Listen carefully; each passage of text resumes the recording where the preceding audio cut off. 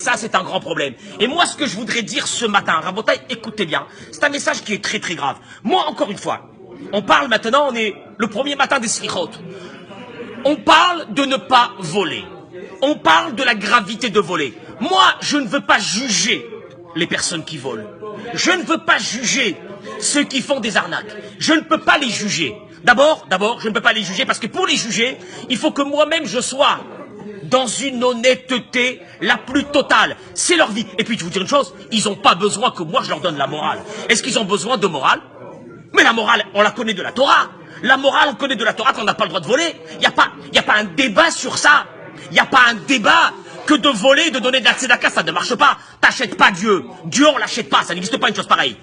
Que je vais prendre des goïms pour donner dans la tzedaka. Où on a entendu qu'on avait le droit de faire une chose pareille? Montrez-moi une halakha pareille. Ils n'ont pas besoin de moi. Et moi aujourd'hui, j'ai pas envie de faire leur morale à eux. Ça ne m'intéresse pas que chacun fasse sa morale. Mais moi je vais vous dire une chose. La gravité, elle est où? Écoutez-moi bien. La gravité, elle est qu'aujourd'hui on a légalisé. Mieux que ça, on est fiers aujourd'hui d'avoir fait des coups. On le dit haut et fort. On le dit haut et fort. Et nos enfants l'écoutent. Dans 2 minutes, vous allez comprendre qu'est-ce qui va se passer. Je ne parle pas ici, moi, maintenant, de l'interdiction de voler. Je vais parler maintenant des dégâts qui vont sortir de là. 1. On devient riche du jour au lendemain. Mais c'est ça le but. C'est de devenir riche à millions du jour au lendemain. Tu vas aller voir ces gens-là, du jour au lendemain, porter des montres. Une montre qui peut coûter le prix d'un appartement, je ne sais pas. Une voiture qui peut coûter le prix de 3 appartements. Et tu te poses la question, ok, c'est fait, ils l'ont fait, il n'y a aucun problème. Mais à la maison, à partir de ce jour, qu'est-ce qui va se passer dans cette maison? Alors je peux vous dire une chose. 1. Les besoins vont devenir énormes. Les besoins de la femme et les besoins des enfants. La matérialité à outrance va prendre une place monstrueuse dans cette maison. Mais c'est pas seulement ça. Qu'est-ce que tu as fait passer à tes enfants à ce moment-là? Tu as fait passer à tes enfants. On ne travaille pas. Le travail n'amène rien. David Amelech dit, du labeur de tes mains tu mangeras.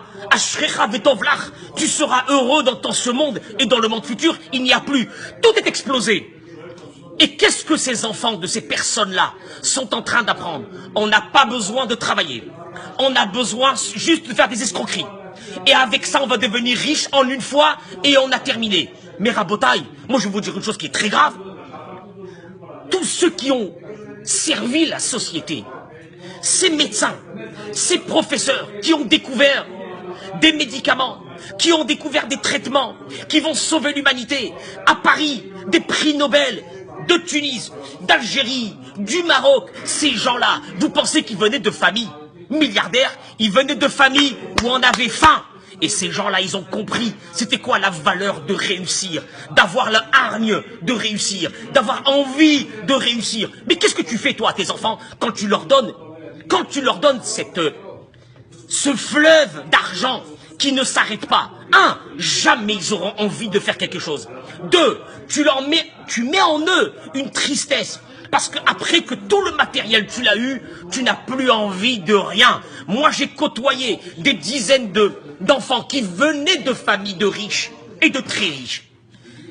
Malheureux. Comment tu peux être heureux? Un enfant qui n'a pas. Quand on lui donne quelque chose, il est heureux. Mais un enfant qui a tout, comment tu veux en faire de lui heureux? Et le pire, Rabotaï, et le pire, c'est que là, tu as appris à tes enfants que le travail ne sert à rien. C'est pas la peine de travailler. Ce qu'il faut, c'est gagner vite des millions. Moi, je vous demande une chose. Bifakacha, je vous demande une chose. À ces gens, je leur demande une chose. Vous avez gagné de l'argent, comme de la façon que vous l'avez gagné. Je ne rentre pas dans ça. Cachez cet argent. Ne la montrez pas à vos enfants. Ne le donnez pas à vos enfants. N'habituez pas vos femmes à des vies de fous. Pour la simple raison, c'est que si votre vie déjà, elle porte à confusion et à problème, au moins épargnez vos enfants. Vos enfants, ne leur donnez pas. Apprenez-leur qu'un shekel ou qu'un euro, c'est un euro. Apprenez-leur la valeur des choses. Ne les gavez pas. Parce que si vous les gavez, à partir de ce moment, ils ne voudront rien faire de leur vie. Et je reviens Rabotaï, un être humain doit donner à la société. Un être humain, il donne à la société. Quand vous voyez un professeur en médecine, il a donné à la société. Quand vous voyez un homme qui a réussi dans des choses extraordinaires et dans des inventions, il a aidé la société. Qu'est-ce qu'on va faire de ces enfants? À 20 ans, un enfant pareil, à 20 ans, où il va être? Où il va être un enfant pareil à 20 ans? Il va être dans les plaisirs les plus grands, dans les endroits les plus dangereux. Il va côtoyer le danger. Et il va essayer d'imiter son père. C'est ça le problème. Il va essayer de faire la même chose que son père. Et ça, Rabotaï, c'est pire que tout l'argent qu'ils ont gagné, ces gens. C'est pire. Parce que moi, sur le reste, je ne veux pas rentrer dans ça. Mais sur cette chose-là, je vais vous dire une chose. C'est que vous avez, ces personnes-là ont détruit leurs femmes. Ils ont détruit leurs enfants. Et le pire, Shimon, tu sais c'est quoi le pire? C'est qu'en fin de compte, malheureusement, beaucoup de ces personnes ont des revers dans leur vie. Parce qu'il ne faut pas croire que cette fortune-là, elle a mené une bracha et elle va rester. Ils ont des revers. Et quand il y a des revers, c'est la désintégration totale de cette famille. Pourquoi? Parce qu'ils ont été habitués à des trains de vie impossibles. Impossibles. Ok, bon alors maintenant on passe une phase difficile. Mais il n'y a plus l'énergie pour aller travailler. Il n'y a plus l'énergie pour rien faire. Tu as pris tes enfants, tu les as détruits. Tu as pris ta femme, tu l'as détruite. Et toi, tu pensais que c'était ça, la vie, et c'était ça la réussite. Je vous demande une chose. Ne soyez pas orgueilleux de ce que vous faites. Au moins, ne soyez pas orgueilleux. Cachez ce que vous faites. Ribono shel haolam, c'est ça ce qu'on a vu chez les bonnes familles. C'est ça ce qu'on a vu dans les bonnes générations. Et malheureusement, il te dit Shlomo HaMelech, tu sais pourquoi ça arrive ça? Va voir la fourmi qui, elle travaille. Fainéant. On a mis de la fainéantise. Aujourd'hui, on est des générations de kiffeurs. Comment? T'as 50 piges, tu kiffes encore? T'es pas avec ta femme et tes enfants? Tu te passes des soirées. Qu'est-ce que tu veux faire de ta vie? Tu as 50 ans, t'es encore un ado?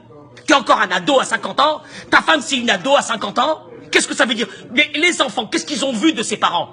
Rien, une catastrophe. Qu'est-ce que tu cherches? Ton fils va pas être un kiffeur? Ah, il va être un méga kiffeur, un surkiffeur, à tout ce que tu veux. Et toute sa vie, ça sera quoi? Les plaisirs. Affronter un problème? Mais venez voir, allez à Jérusalem. Allez voir les gens religieux.